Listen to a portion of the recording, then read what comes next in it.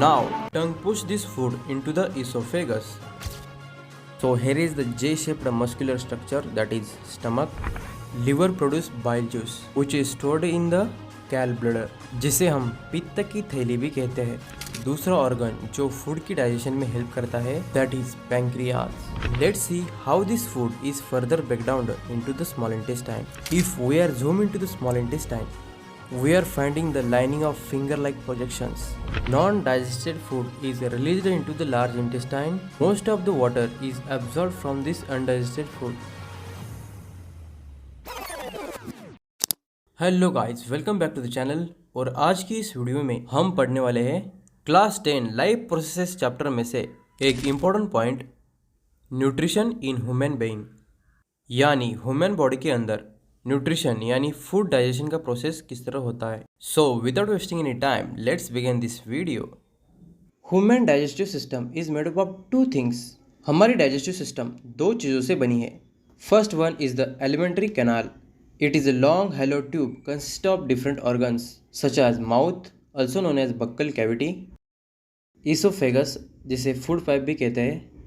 Now this tube forming a J-shaped muscular structure known as stomach, small intestine, large intestine, and anus.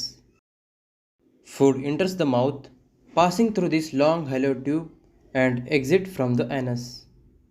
But there is also other organs called accessory organs that helps the digestion of food, and this organ includes salivary glands, liver, and pancreas. So remember that accessory organs such as salivary glands, liver, and pancreas, these organs only helps in digestion of food, but food is not passing from them. Without these accessory organs, food is not digested and absorbed properly. So these organs play important role in digestion. Nutrition in human being is done in 5 steps. First one is the egestion, means taking the food inside the body through the mouth. Second step is the digestion, means breaking down this complex food into smaller molecules with the help of enzymes. Now this digested food is absorbed from the intestinal wall to the bloodstream. Next step is the assimilation, means absorbed food is transferred to all body cells for their growth and repair. And last step is the egestion, means undigested food is removed from the body. तो चलिए देखते हैं कैसे होते हैं पांचों process one by one in more detailed view. Digestion in humans is start with the mouth. Here is our mouth, also known as buccal cavity. Any type of the food we eat is chewing and breaking down into smaller pieces in the mouth with the help of teeth. तो teeth का function हम यहाँ पे क्या लिख सकते हैं? Chewing the food and breaking down into smaller pieces. Tongues play role in tasting the food. Also, tongue moves the food around the mouth. हमारी जीभ क्या करती है? खाने को पूरे मुंह में घुमाती है जिससे कि खाना सलाइवा के साथ मिक्स हो जाए. अब ये सलाइवा क्या है? देखो, हमारे माउथ में सलाइवरी ग्लैंड्स प्रेजेंट होती है जो सलाइवा प्रोड्यूस करती है, जो कि एक वाटरी फ्लूइड की तरह होता है. तो हमारी टंग फूड को इस सलाइवा में मिक्स करती है. Tongue mix the food with saliva. देखो, कुछ खाने का डाइजेशन केमिकली माउथ में ही शुरू हो जाता है. फॉर एग्जाम्पल, आपने एक ब्रेड खाया तो ब्रेड में प्रेजेंट होता है स्टार्च, दैट इज कार्बोहाइड्रेट. तो ये एक कॉम्प्लेक्स शुगर है. तो यहाँ पे हमारे मुंह में प्रेजेंट है सलाइवरी ग्लैंड्स जो कि माउथ में सलाइवा प्रोड्यूस करती है, जिसमें एंजाइम होता है सलाइवरी अमाइलेज, जो इस स्टार्च यानी इस कॉम्प्लेक्स शुगर को ब्रेक डाउन यानी तोड़ तोड़ के सिंपल शुगर में कन्वर्ट करता है. तो सलाइवरी ग्लैंड्स माउथ में क्या प्रोड्यूस करती है? सलाइवा, जिसमें प्रेजेंट होता है एंजाइम सलाइवरी अमाइलेज, जो कि स्टार्च यानी कॉम्प्लेक्स शुगर को सिंपल शुगर में कन्वर्ट करता है. In mouth both mechanical and chemical digestion happens. तो यहाँ पे हमारे टीथ क्या कर रहे हैं? फूड को ब्रेक डाउन करके स्मॉलर पीसेस में कन्वर्ट कर रहे हैं. तो एक तरह का मैकेनिकल डाइजेशन है. और यहाँ पे क्या हो रहा है? स्टार्च, जो कि एक कॉम्प्लेक्स शुगर है, उसे माल्टोज यानी सिंपल शुगर में कन्वर्ट किया जा रहा है with the help of enzyme salivary amylase. तो यहाँ पे हो रहा है chemical digestion. After the breaking down of food into smaller pieces by teeth and then tongue mix this food with saliva. Now food is turned into soft ball-like structure called bolus, and tongue push this food into the esophagus. जिसे हम food pipe भी कहते हैं। Once this bolus like food is enter into the oesophagus, जैसे ही food oesophagus में enter करता है, ये फूड स्पेसिफिक मूवमेंट के साथ नीचे गुजरता है, जिसमें इसोफेगस की wall rhythmically contract and expand होती रहती है, और इसे कहा जाता है पेरिस्टाल्टिक मूवमेंट और peristalsis. So what is peristalsis? Rhythmic contractions that helps to push the food into the stomach.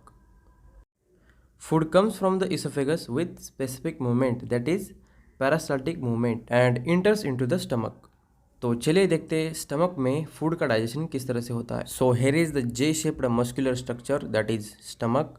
जैसे ही खाना इसोफेगस से स्टमक में आता है, स्टमक की मस्कुलर वॉल एक्सपांड यानी स्ट्रेच होती है, and now muscular wall of the stomach mix this food with digestive juices. तो खाना स्टमक में एंटर होने के बाद स्टमक की मस्कुलर वॉल फूड को डाइजेस्टिव जूस के साथ मिक्स कर रही है, और इस प्रोसेस को कहा जाता है चर्निंग ऑफ फूड. स्टमक के वॉल के अंदर ग्लैंड्स प्रेजेंट होती है, जिसे ग्लास्टिक ग्लैंड्स कहा जाता है, और ये ग्लास्टिक ग्लैंड्स स्टमक में ग्लास्टिक जूस सिक्रेट करती है. So remember this, in wall of the stomach present gastric glands which secretes gastric juice into the stomach. Stomach में 3 तरह के ग्लास्टिक जूसेस सिक्रेट होते हैं.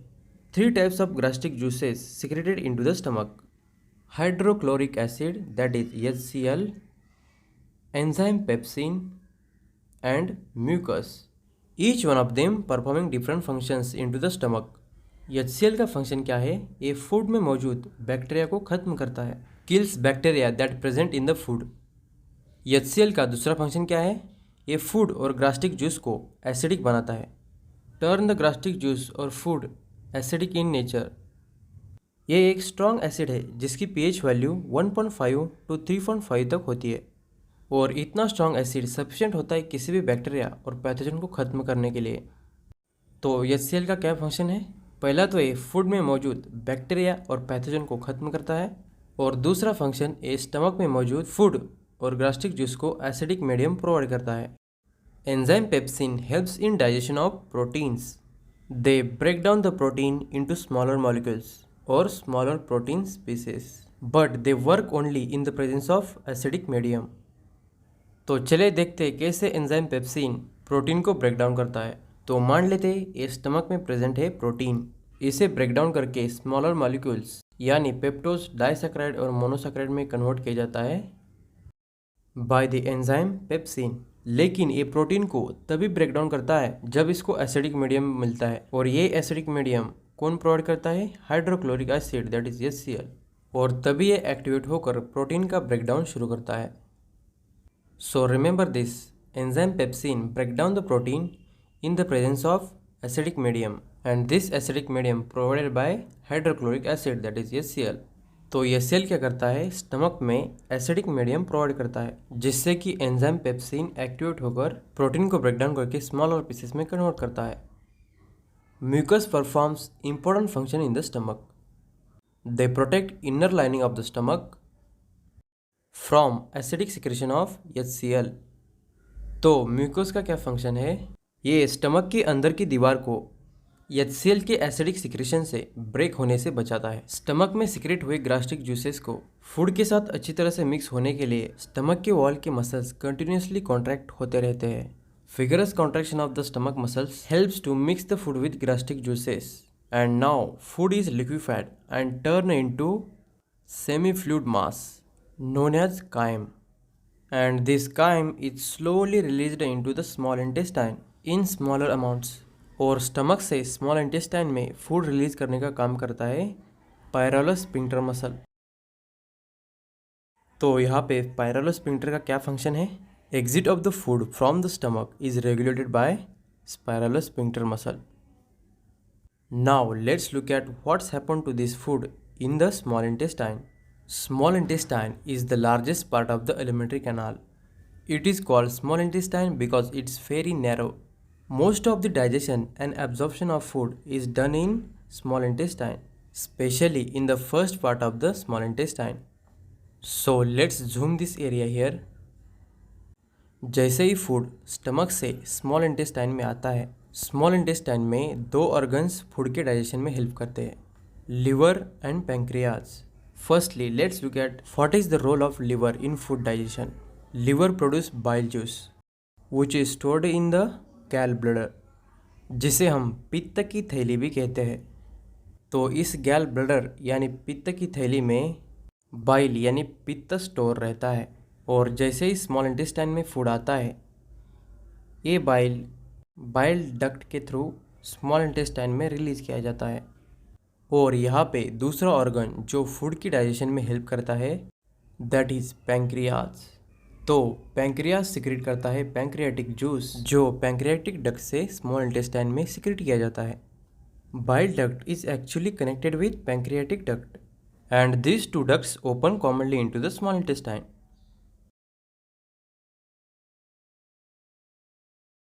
When food is released into the small intestine, gallbladder present in the liver contracts and secretes bile juice, and pancreas secrete pancreatic juice, and these two secretions mix with the food. So let's look how bile is help in food digestion. Bile perform two functions in small intestine. पहला तो ये food में मौजूद lipids और fats को break down करके smaller globules में convert करता है। So what is the first function of bile juice? They break down fats into smaller globules. और ये दूसरा फंक्शन परफॉर्म करता है, ये स्टमक से आए एसिडिक फूड को स्मॉल इंटेस्टाइन में अल्कलाइन बना देता है, provides N alkaline medium for acidic food. अब देख लेते हैं पैंक्रियाटिक जूस फूड डाइजेशन में किस तरह से हेल्प करता है। पैंक्रियाटिक जूस में प्रेजेंट होते हैं डाइजेस्टिव एंजाइम्स, और ये 3 तरह के डाइजेस्टिव एंजाइम्स होते हैं। 3 types of digestive enzymes present in pancreatic juices. First one is the lipase. ये क्या करता है, बाइल जूस ने ब्रेकडाउन किए हुए fat smaller fat globules that is emulsified fat को फर्दर ब्रेकडाउन करने का काम करता है। The enzyme lipase breakdown emulsified fats. तो ये इमल्सिफाइड फैट क्या है? जब बाइल जूस के सिक्रेशन से फैट्स का स्मॉलर ग्लोब्यूल्स में ब्रेकडाउन हुआ था, फैट्स के उन स्मॉलर ग्लोब्यूल्स को ही इमल्सिफाइड फैट कहा गया है, जिसे ये एंजाइम लाइपेज फर्दर ब्रेकडाउन करने का काम करता है। Second digestive enzyme present in pancreatic juice is enzyme trypsin. So what does the enzyme trypsin? When in the stomach, protein is break down into smaller molecules, that is peptose, disaccharides or monosaccharides. These smaller molecules of proteins again break down into small intestine by enzyme trypsin. Okay, now third digestive enzyme present in pancreatic juice is pancreatic amylase, and these enzyme pancreatic amylase break down carbohydrates, that is starch present in the food. तो यहाँ से आपको MCQ के लिए question पूछा जा सकता है। So you remember this, pancreas secretes pancreatic juice which contain 3 types of digestive enzymes. Enzyme lipase break down emulsified fats. Enzyme trypsin helps in breakdown of protein molecules. And enzyme pancreatic amylase break down carbohydrate, that is starch. After the breakdown of food by these pancreatic enzymes, now let's see how this food is further break down into the small intestine. In wall of the small intestine present intestinal glands, and these glands secretes intestinal juice or intestinal enzymes, and these enzymes complete the digestion of food. That means after the breakdown of food by bile and pancreatic enzymes, now this food is break down into final phase by the intestinal enzymes. That is, complex carbohydrates is finally converted into glucose molecules. Proteins are converted into amino acids, and fats are finally break down into fatty acid and glycerol.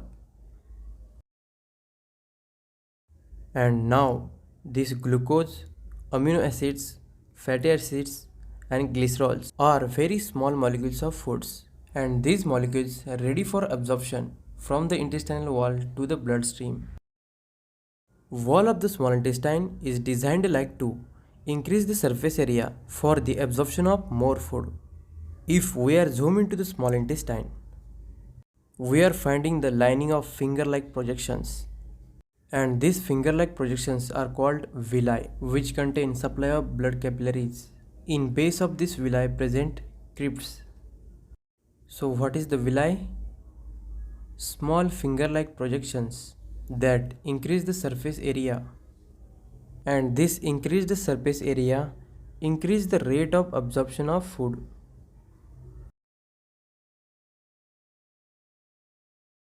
After the complete digestion of food, this food is absorbed from this villi into the blood capillaries, and through these blood vessels food is transferred to each and every cell of the body to produce energy, perform different metabolic activities for growth and development of the body. Food that has not digested and absorbed into the small intestine is called undigested food, and this undigested food is transferred to the large intestine. When we zoom the area of ending of small intestine and starting of large intestine is looking like this. Here is the ending of small intestine, contain non-digested food. Here is the present appendix. Large intestine is also known as colon. Non-digested food is released into the large intestine. Most of the water is absorbed from this undigested food. In the large intestine, after most of the water is absorbed from the undigested food, remaining part is the solid. And this solid undigested food is removed from the body through the anus. And this is how the human digestive system is work. I hope you enjoy this video. अगर आपको ये video अच्छा लगा हो तो इसे like कर दो, अपने दोस्तों के साथ शेयर करो, subscribe this channel and for the next video notifications hit the bell icon. Thank you very much.